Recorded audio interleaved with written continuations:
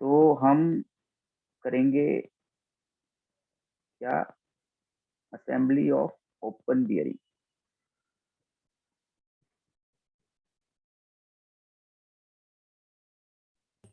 Sir screen share नहीं हो रहा। कर रहा हूँ, अब हो गया ना सर? Yes sir. तो उस समय मैंने शेयर ही नहीं की थी।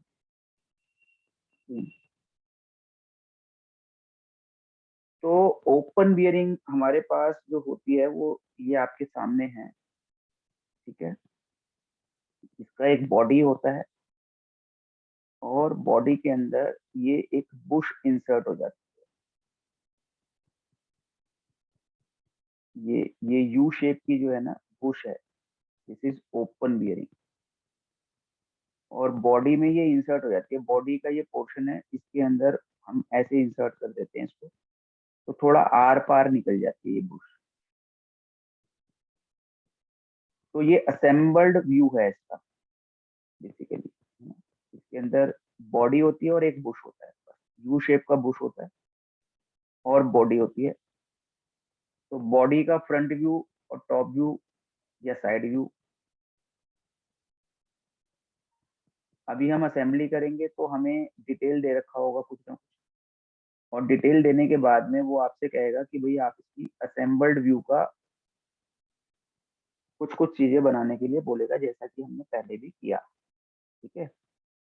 तो यहाँ पर जो है वो कह रहा है कि द फिगर 4.2, नीचे एक फिगर आएगी अभी थोड़ी देर में, shows isometric view while figure 4.3 shows orthographic view of the details of an open bearing. Assemble these parts correctly and then draw to scale 1:1 the following views of the assembly.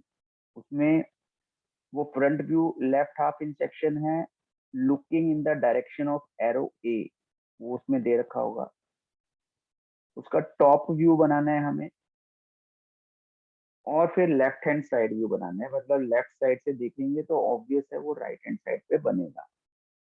फिर हमें detailing करनी है इसकी कुछ, जैसे कि heading writing का है, क्या स्केल यूज हो रहा है, ठीक है, प्रोजेक्शन सिंबल जो आपको बनाना है के बारे में, और डायमेंशंस जो हैं उसकी, डिफरेंट डायमेंशंस जो कि हमें ऑलरेडी दे रखी होती हैं, चीजें लिखी होती हैं, वहीं से हमें पिक कर लेनी होती है डायमेंशन।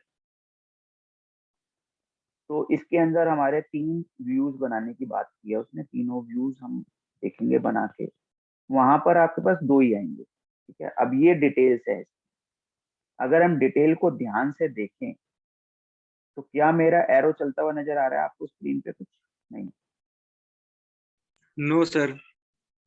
ओके, वीडियो में यही प्रॉब्लम आती है थोड़ी सी, नहीं आता है। तो फिर भी बॉडी है, अगर आपको देख रहे हो लेफ्ट हैंड साइड पे ऊपर की तरफ बॉडी है जिसमें यू शेप हो रही है, और फिर साइड से ये 2 रेक्टेंगल होल्स हैं, उसके अंदर रेक्टेंगुलर होल की जो सेंट्रल लाइन है और जो बॉडी का लेफ्ट लेफ्ट साइड कॉर्नर है उसका डिस्टेंस 30 mm का है। उसके नीचे एक रिसेस पार्ट है, उसका बेस है जिसकी बेस की चौड़ाई 12 mm है, और टोटल थिकनेस जो है वो 15 mm की है, हाइट। जो राउंड हुए हुए हैं वो नीचे की तरफ 3 mm रेडियस के हैं, ऊपर की तरफ 5 mm रेडियस के राउंड है, ठीक है। तो ये सारी राउंडिंग वगैरह की चीजों को देखना है आपको, कितने कितने उस पे कर रखा है एमएम पे। टोटल जो यू शेप की लेंथ आ रही है वो 80 की आ रही है। टोटल जो हमारा बॉडी की लेंथ आ रही है वो 200 mm आ रही है, ठीक है, 200 mm की है। उसका साइड व्यू से हमें उसकी विड्थ पता चल रही है 56 की है, यानी कि हमारा 56 का है, और जो साइड में रिसेस होगा वो 28 का है। तो ये साइड व्यू से हमें पता चल जाएगा उसकी थिकनेस कितनी है। फिर हमारा जो बुश है, अगर हम बुश का फ्रंट व्यू देख रहे हैं तो इसके अंदर 2 रेडियस हैं, एक तो रेडियस 22 का है और एक रेडियस 16 का ठीक है, और उसके नीचे कुछ हिडन लाइंस भी जा रही है ना। तो सेमी सर्कल बनेगा रेडियस 22 का और सेमी सर्कल बनेगा रेडियस 16 का, और उसके ऊपर 20 mm की हाइट उठ जाएगी जो यू शेप दे देगी। टोटल एक्सट्रीम विड्थ जो है वो 60 mm की है इसकी। उसके साइड व्यू में जाते हैं तो अगेन उसकी टोटल विड्थ जो है वो 56 प्लस 6 प्लस 6, यानी कि 68 की टोटल विड्थ हो जाएगी बुश की। यानी कि बुश थोड़ा सा बाहर निकलेगा, बॉडी से बाहर निकल के आ जाएगा, 6 mm बाहर निकल के आ जाएगा। ठीक है जी। तो यहाँ से हम डिटेल से पहले हमें डायमेंशंस को पढ़ना होता है, और जब हम डायमेंशंस को पढ़ लेते हैं तो उसके बाद फिर हम इसके बनाने की तैयारी करते हैं, असेंबल्ड करते हैं। तो ये जो यू शेप बुश है वो इस बॉडी के यू शेप वाले पोर्शन पे एडजस्ट हो जाएगी जाकर। अब इसमें कौन सा सेक्शन करना था? लेफ्ट हाफ इन सेक्शन करना था, तो लेफ्ट हाफ इन सेक्शन करेंगे। तो ये स्टार्टिंग हमारी सेंटर लाइन से ही होती है, लेकिन इसकी जो सेंटर लाइन बनेगी वर्टिकल बनेगी। ठीक है, क्योंकि सिमेट्रिकल जो है वो वर्टिकली सिमेट्रिक है, वो लेफ्ट और राइट में है।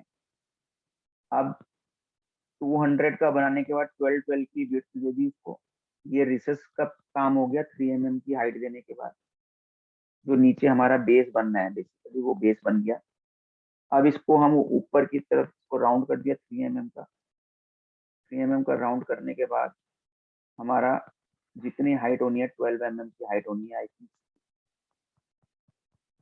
उसको उठा देंगे और साथ साथ इसमें डायमेंशनिंग का पार्ट भी कर दिया। ठीक है, तो ये हमारी डायमेंशन भी साथ साथ पूरी है बेस की, 12 12 और 12 और टोटल 200। तो सेंटर लाइन जो है वो 100 तो बन जाएगी। ठीक है, फिर हमें ऊपर पता है 60 60 ले लेना है, और 60 60 लेने के बाद बीच में 80 का वो एक। अब यहाँ पे हमने डायमीटर्स लेने हैं, यू शेप बनाना है, तो इसकी भी सेंटर लाइन आएगी। 22 का रेडियस लिया, देखिए ये 22 का रेडियस लेना है, और 22 का रेडियस लेके इसको राउंड कर दिया। 16 एंड 22, 16 एंड 22। ठीक है, उसका राउंड कर दिया है इसने। और इस तरह से लेफ्ट हाफ इन सेक्शन होना है, तो बड़ा वाला सर्कल हमारा लेफ्ट हाफ में नहीं बना, राइट हाफ में बड़ा सर्कल बना दिया, लेकिन लेफ्ट हाफ में बड़ा सर्कल नहीं बनाया, क्वार्टर ऑफ सर्कल जो बना रखा। ये हमारी असेंबली बुश भी लगा दिया बॉडी के अंदर, और इस तरह से ये हमारा ये पोर्शन कंप्लीट हो गया है। यहाँ पर हमारे सेंटर लाइन दिखाएं, यहाँ पे तो पूरा रेक्टेंगल भी बनेगा सेंटर लाइन के अलावा। राइट हैंड साइड पे सिर्फ सेंटर लाइन दिखेगी। ये हाइट आ जाएगी यहाँ से इसकी, और ये इसकी विड्थ आ जाएगी, यहाँ पे इसकी हाइट आ जाएगी। ये रेडियस की डायमेंशनिंग हो जाएगी सारी, जितने भी रेडियस हैं 3 तरह के रेडियस बनेंगे इसके अंदर। ये 30 का गैप है सेंटर लाइन से, अगर हम देखेंगे तो 40 20 टोटल 60 हाइट होनी है। 30 का सेंटर लाइन का जो गैप है, 80 का विड्थ हो गई, ये रेडियस हो गया 22 का, ये 30 का, और ये 16 का, ये 20 का। जो टोटल रेक्टेंगल है वो कह रहा है लेफ्ट हाफ इन सेक्शन करना भूल गए, वो करना था, उसको हैचिंग करनी थी उसके अंदर। तो हैचिंग में वही होगा, बॉडी की जो अलाइनमेंट होगी हैचिंग की वो डिफरेंट रहेगी, और बुश की जो अलाइनमेंट होगी वो डिफरेंट रहेगी। दोनों को आपको डिफरेंशिएट करना है। यहाँ पे अब साइड व्यू बनना चालू हो गया, इसका साइड व्यू बन रहा है, असेंबल्ड साइड व्यू। सारे हॉरिजॉन्टल लाइंस को लेके आएंगे, जहां जहां पे हॉरिजॉन्टल लाइन आएंगी हमारी बुश बाहर निकलेगी थोड़ी सी 6 mm। ये 6 mm बाहर निकलते हुए दिखा दिया हमने इसको। और हिडन लाइंस आएंगी कुछ, ये हिडन लाइंस आ गई, ये हिडन लाइन आ गई। ये भी हिडन लाइन आ गई। और ये हमारे रेक्टेंगल जो रिसेस बनने हैं उसका पोर्शन है।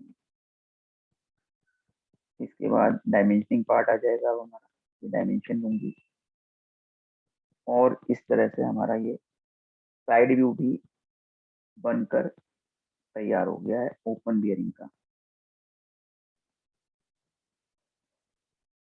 लेफ्ट हैंड साइड व्यू बनकर तैयार हो गया। अब इसका टॉप व्यू बन रहा है। टॉप व्यू के लिए सेंटर लाइन को लिया। अब हमें पता है 56 और बाय 200 का रेक्टेंगल बनेगा। ये 56 की विड्थ हो गई और ये 200 की रेक्टेंगल की लाइन हमने ड्रॉ कर दी। साइड को डार्क किया अभी और बीच वाली हॉरिजॉन्टल लाइंस को डार्क नहीं किया, क्योंकि कहीं कहीं पे थोड़ा एक्सटेंडेड पोर्शन बाहर निकलेगा हमारा, 6 mm बाहर निकलेगा इस तरह से।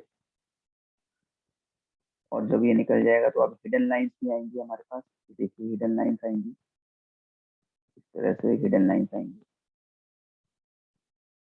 ये पूरी डार्क आ जाएगी, ये भी डार्क आ जाएगी यहाँ पे, और इधर भी ये डार्क बन जाएगी। और इसको हम कंप्लीट करेंगे, इस तरह से मिला देंगे इसको। ठीक है, यहाँ पर हिडन रहेगा ऊपर से देखने पे और साइड में डार्क हो जाएगा। अब बीच में रिसेस आना है तो बीच में भी हिडन लाइंस आनी है। ये ऐसे ही यहाँ पे भी हिडन लाइन आएगी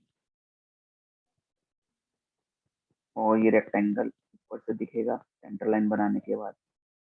सेंटर लाइन बनाएंगे और ऊपर से रेक्टेंगल दिखेगा हमें। तो ये रेक्टेंगल बनाएंगे इधर हम। ये रेक्टेंगल क्यों होता है? होल होते हैं रेक्टेंगुलर होल, जो नट एंड बोल्ट को फिक्स करने के काम आते हैं। ठीक है, तो नट एंड बोल्ट फिक्स हो जाएंगे इसके अंदर। तो ये किसी भी प्लेट के ऊपर, मेटेलिक प्लेट के ऊपर या वुडन प्लैंक के ऊपर इसको कस दिया जाता है, फिर ये हिलता नहीं है। और अब ये लेफ्ट हाफ इन सेक्शन याद आ गया बाद में, तो ये उसको कंप्लीट कर रहे हैं। तो इसका अलाइनमेंट बॉडी का अलग और बुश का अलग करेंगे आप। ठीक है, अब कटिंग प्लेन भी बनाना पड़ेगा हमें। कटिंग प्लेन नहीं बनाया है इसमें, डायमेंशनिंग पे फोकस है, कटिंग प्लेन नहीं बनाया है। भूल गया होगा शायद, ये बना दिया। तो ये कटिंग प्लेन बन गया हमारा। लेफ्ट हाफ इन सेक्शन है, तो हाफ का मतलब जब टॉप व्यू में देखेंगे तो क्वार्टर नजर आएगा। अब ये प्रोजेक्शन सिंबल, जैसा कि आपको पता ही है कैसे बनाते हैं। First angle method of projection है, इसलिए प्रोजेक्शन सिंबल बन रहा है हमारा उस तरह से। और स्केल यूज्ड लिख दिया गया और इस तरह से हमारा जो असेंबली ऑफ ओपन बियरिंग है वो कंप्लीट होगी। ठीक है, तो ये आप लोगों को समझ में आ गया होगा आई थिंक सभी को।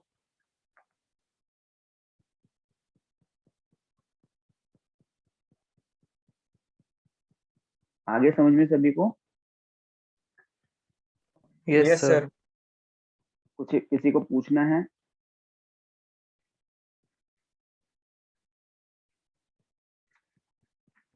किसी बच्चे को कुछ पूछना है बेटा? नहीं? चलिए फिर ठीक है, आप लोगों को समझ में आ गया तो बहुत अच्छी बात है।